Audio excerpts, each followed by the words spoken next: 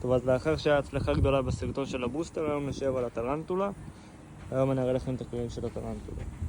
טוב, אז אנשים נכנסים דרך הדלת הזאת. נשים למפעיל שיכניס אותם, יחגור אותם, נשים שהם סיגורים מספיק טוב. בעצם החגורה שלנו פועלת ככה, אתם מכניסים את בפנים, אמור להיות קליק. בעצם הכיסא סגור, עם ילדים ממש נמוכים, אנחנו שמים פשוט חגורה נוספת.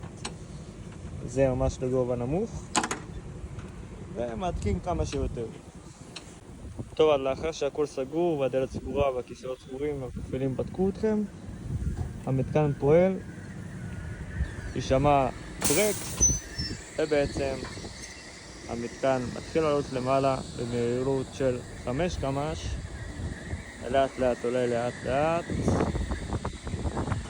זה מתקן בעיקר לראות הנוף, רואים את הנוף למעלה, מסתובבים, נהנים ביחד, וזה מסתובב 30 קמ"ש בגובה של 38 מטר. זה גם 5 דקות בשמיים. טוב, לאחר שה5 דקות נגמרות, המתקן יורד למטה. שוב, הכל יורד במהירות של 5 קמ"ש, זה לא מהר, זה מאוד לאט.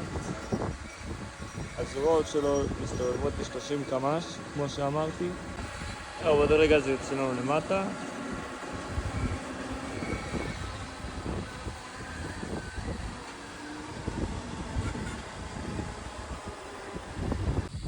זהו, בעצם המנוע של הסיבוב הפסיק לפעול, עכשיו זה רק יורד בעדינות.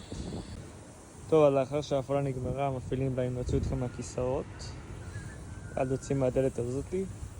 ובסרטון הבא נעשה לכם על המתקן הזה המשוגעת. תרשמו כמה תגובות אם אהבתם את הטרנטולה שלנו, ונפגש בסרטון הבא.